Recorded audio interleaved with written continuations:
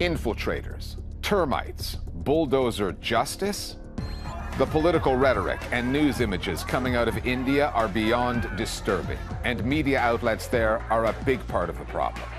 Hamas is using starvation as leverage.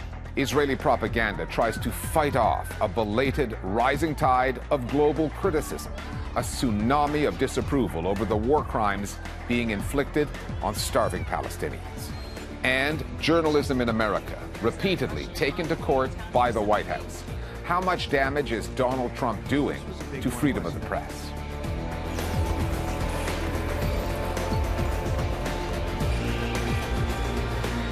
India is witnessing a large-scale crackdown on Muslims, primarily Bengali Muslims, who are being evicted from their homes and expelled from the country.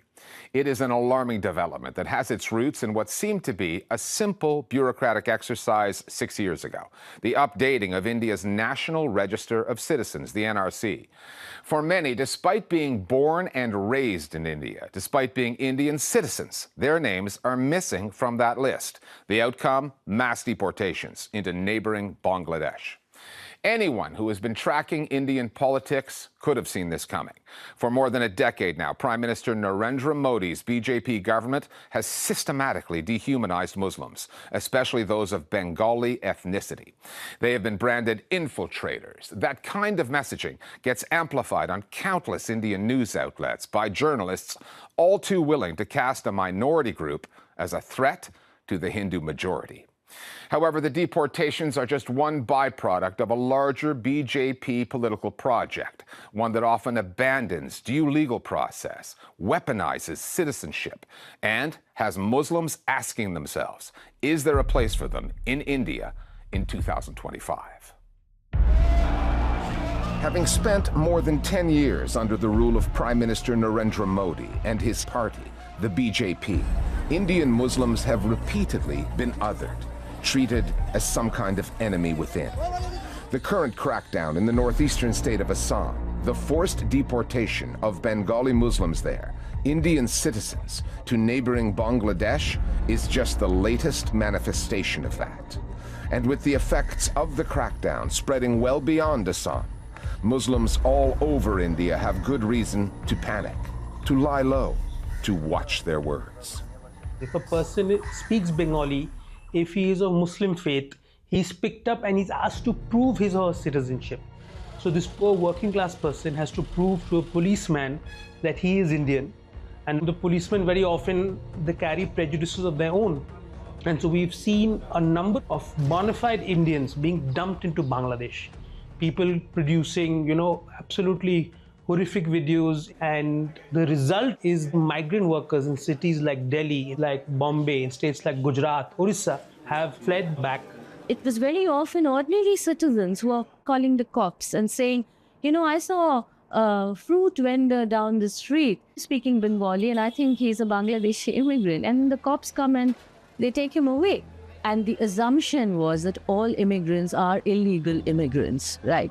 Now, the axe invariably falls on Bengali Muslims because the immigrants from Bangladesh are considered to have come to India in very large numbers, and that is often used as a tool to create discontent among Indians, right? For years now, the Modi government has been nurturing that discontent. At an election rally in 2018, its Home Minister, Amit Shah, called Bengali Muslims termites, which is as pernicious as it gets. As pejoratives go, however, infiltrators, the idea of unchecked illegal immigrants out to transform India internally, gets far more play. Identifying millions of Bangladeshi infiltrators who have come into our country and purifying our land of the termites of infiltrators. देश के किसी कोने से अगर आपने बांग्लादेशी घुसपैठियों को हटाया हो, कुछ किया हो इस मुद्दे पर तो बताइए. Indian news anchors habitually justify the so-called verification process used to force Bengalis to prove their citizenship, while countless news channels delve into Hindu conspiracy theories about demographic replacement and Muslim birth rates. देश के कई राज्यों में ये घुसपैठिए अपना डेरा जमाए हुए बैठे थे. इनकी तादाद भारत में इतनी है कि इन्होंने देश की डेमोग्राफी ही बदल डाली है. A lot of outlets are presenting this story as, oh, there is a verification drive taking place to check who are the Bangladeshis, and so these people are being put in detention centers as part of that verification drive. There isn't much questioning, okay, what is this based on? Why is this happening so abruptly? Because you so blindly regurgitate whatever is being said, what ends up happening is manufacturing of consent, right? A sort of a mass onslaught on Indians by mass media and a 24/7 pushing of certain narratives has desensitized Indians, and they have been beguiled into believing that there is indeed an enemy out there. Those people who have infiltrated into our country are not coming here because of poverty, but rather with the intent of kind of conquering our country. An us versus them narrative and an existential struggle. When you use words like termites, you dehumanize other human beings to such an extent that it no longer excites any compassion in you when that human is traumatized or attacked. Hindus comprise around 80% of India's population. Muslims comprise about 14%. That means they're somewhere in the region of 200 million Muslims. The project to make them second-class citizens has been going on for over a decade, and a very, very substantial section of the so-called mainstream media has been amplifying this discourse. And remember that if 36% have voted for the BJP, 1 out of 3 Indians has been brainwashed into believing that their enemy is the Muslim. Political narratives designed to divide electorates are more effective when they go beyond casting the other as the enemy, when they also convince voters, in this case Hindus, that they are being victimized. In a country where 4 out of 5 people are Hindus, that takes some doing, which is where India's unique media landscape factors in. It has more than 400 24-hour television news channels, far more than any other country, and most of them are dependent on government advertising revenues to keep them in business. The end result is a highly competitive news sector, channels desperate to outdo each other in backing Narendra Modi's BJP, which means they spread the Hindu victimhood narrative. But time and again, Hindus find that they're taken for granted. They find themselves at the receiving end of derision or plain contempt. But when examined, that notion of Hindu victimization falls apart. Demographically, Hindus are definitely in a majority, but more important than just numbers, culturally, socially, politically, educationally, in all of these spheres, Hindus are dominant. So this idea of the Hindu being under threat is a fake idea. It's a creation of victimhood that has been encouraged by television channels, influencers, and social media, all of them saying the same thing, that the Hindu is under threat. That is where the maximum mischief has been done, the sense of continuous victimhood and the idea of the Muslim as the enemy. I've had friends who would tell me that, my parents are getting brainwashed. For the vast majority of people, if you sit them in front of a screen and you broadcast one thing, at least some percentage of them will get turned. We're seeing this happen again and again, and it's only independent media, some conscientious YouTubers, my outlet Scroll, questioning power, questioning the government. Unfortunately, mainstream media has actually made matters worse. And it's just constant, like it's 24/7 without any hesitation, without any shame. To the point that the BJP and its supporters are now meting out what they call bulldozer justice. Bulldozers and excavators are being used to demolish mosques and the homes of so-called Muslim infiltrators, or Muslims suspected of committing a crime. And not just in Assam, but in cities like New Delhi and Mumbai. News anchors have jumped on board, providing play-by-play accounts of demolitions taking place, often with no due process, no proof of wrongdoing. आज तक इस पर वक्त exclusive तस्वीरें आपको दिखाता हुआ मस्जिद के ऊपर के सामने वाले हिस्से में जो अवैध निर्माण है उस पर पहला क्रेन चल गया. That is what happens when politicians and the news outlets that do their bidding convince Hindus that somehow they are the victims in this story. They are liable to see the bulldozing of a Muslim's home as a form of justice, rather than what it really is. This is a form of collective punishment that does not follow basic legal principles. It's a form of othering of Muslims, of which bulldozer action is one subset, citizenship questions is another subset, and so on. Anti-Muslim prejudice has always been a part of the body politic in India, but we've seen a sort of shamelessness creep in. We've seen an explicit owning of that rhetoric. And the bulldozer is really a very, very ugly symbol that exemplifies this rhetoric. It's unfortunate that this term, bulldozer justice, has been so quickly adopted by much of the mainstream media, right? Why is there no questioning of this term? How can it be bulldozer justice? Why is it not bulldozer oppression? The framing of the story is so skewed and so problematic, and it is a result of years and years of dehumanization, which much of the Indian media has been complicit in. In India's most populous state, Uttar Pradesh, the chief minister has actually posed with a bulldozer. Now, the bulldozer has become a symbol of Hindu nationalism. So, the rhetoric, the narrative to demonize, to other the minority, the biggest minority community, the Muslims, and to spread Islamophobia continues.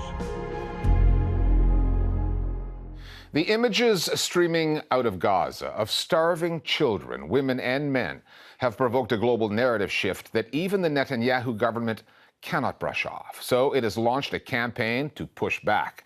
Ryan Coles has been tracking this story. In the past few weeks, mouthpieces for the Israeli government have gone on a propaganda offensive to try and dispel the shifting public opinion on Israel's siege of Gaza. Their first line of attack was to deny the evidence of forced starvation in the Gaza Strip. אין רעב בעזה. נכנסו לעזה, תקשיבי לי טוב, מיליוני טונות של סיוע הומניטרי. על כך שישראל מרעיבה את העזתים, חייב להגיד לך מהתמונות שאני רואה, אני חושב שצריכים קצת לרדת במשקל. As indisputable evidence of starvation and hunger piled up, the Israelis changed tack. Now they admit there is starvation, but insist that Israel has nothing to do with it. There isn't, however, an intentional campaign to starve the people of Gaza. Despite repeated warnings from NGOs over the past 2 years, starvation has now reached a lethal point in Gaza. Dozens of people die day after day from Israel's blockade, and the World Food Programme has declared that 500,000 people in Gaza are enduring famine-like conditions. But instead of standing down or slowing down, Israel and its Hasbara campaign are doubling down on a narrative designed to justify what are unquestionably crimes against humanity. Thanks, Ryan.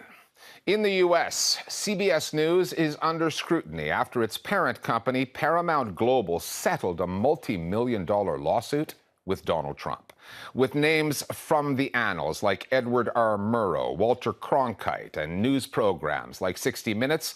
CBS has been a pillar of American broadcast journalism, and it's at the heart of this story. Trump's lawsuit alleged that last year CBS producers deceptively edited an interview with presidential candidate Kamala Harris to make her look good. The out-of-court settlement cost CBS $16 million, while Paramount was chasing a multi-billion-dollar merger, a deal that the U.S. broadcast regulator, the FCC, had the power to block. So this settlement is seen as an act of political capitulation on Paramount's part, and CBS is not the only media outlet that Trump's been going after. He has also targeted the Wall Street Journal, a notoriously conservative outlet, for its reporting on Trump's ties to Jeffrey Epstein. He is suing the paper and its owner, Rupert Murdoch, for $10 billion. When political power comes into conflict with corporate power, journalism tends to become collateral damage. Joining us now to unpack all of this is Alex Shepard, senior editor at The New Republic. Alex, let's start with this. CBS News is one of those institutions that's long branded itself as a news division that speaks truth to power.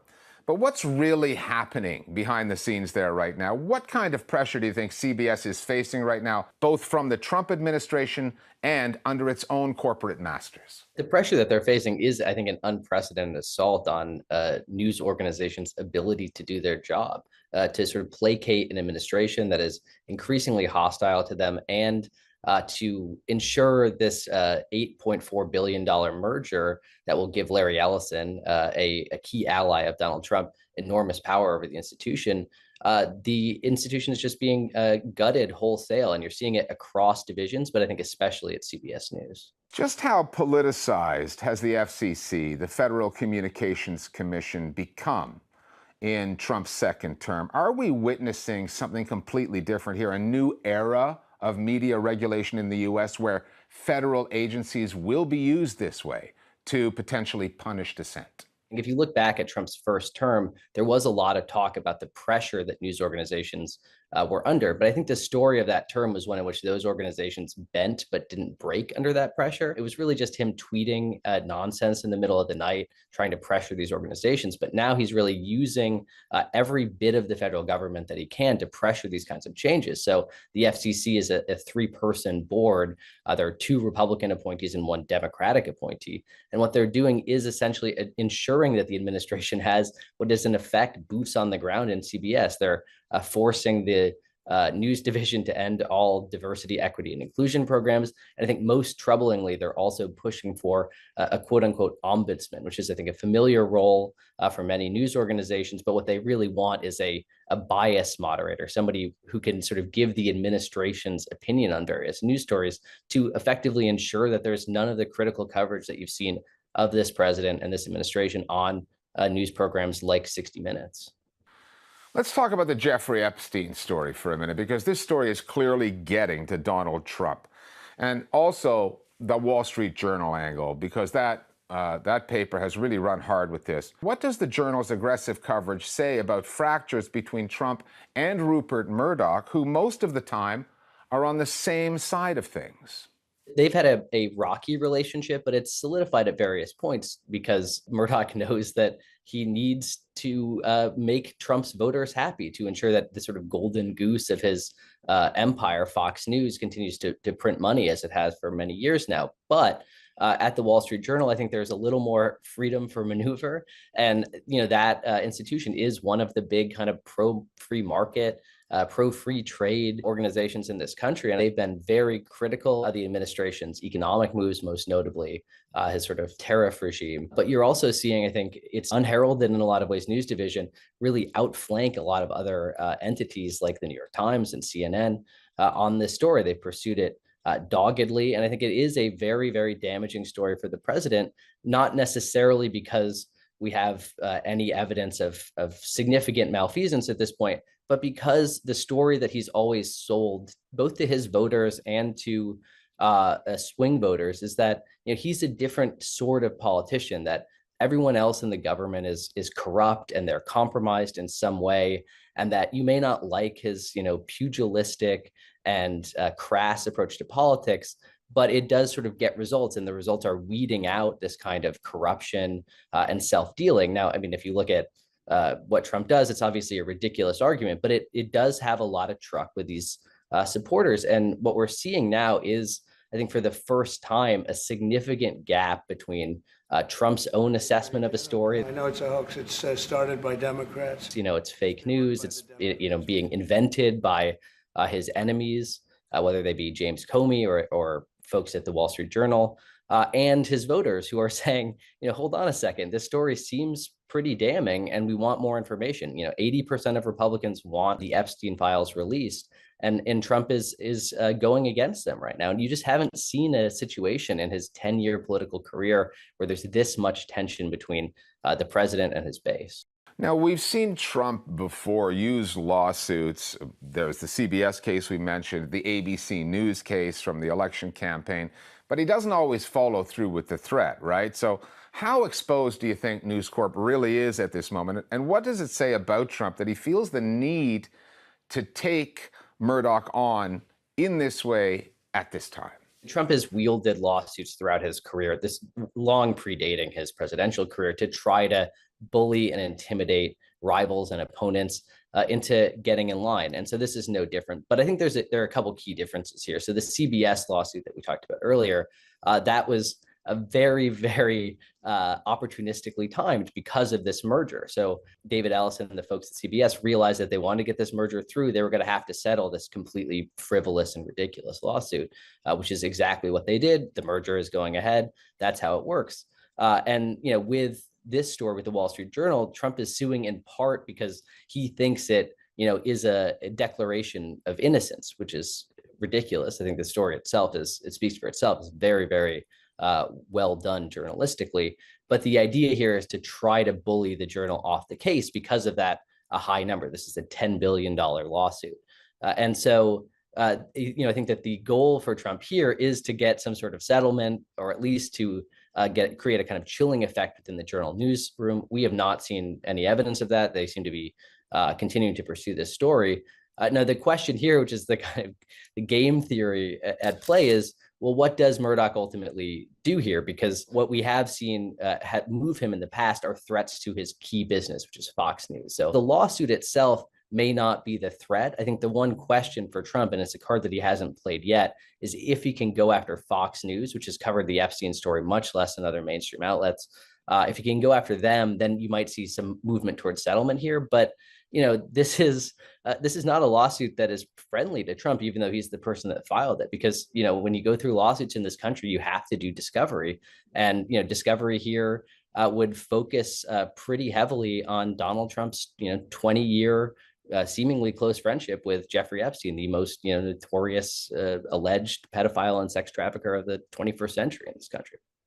Okay, let's close with the bigger, more ominous picture here. Are Americans currently watching the collapse of journalistic independence in their country as billionaire-owned news outlets bend to political power? And is Trump, in effect, training the public, in a way, to normalize or to see as normalized this kind of abuse of state authority? This story of Trumpism is one in which it's comforting to think that essentially this country was in good shape before he came along, and this sort of demagogue appears, and all of a sudden this sort of institutions that have upheld American democracy for 2.5 centuries start to crumble. But I think that that's not really true.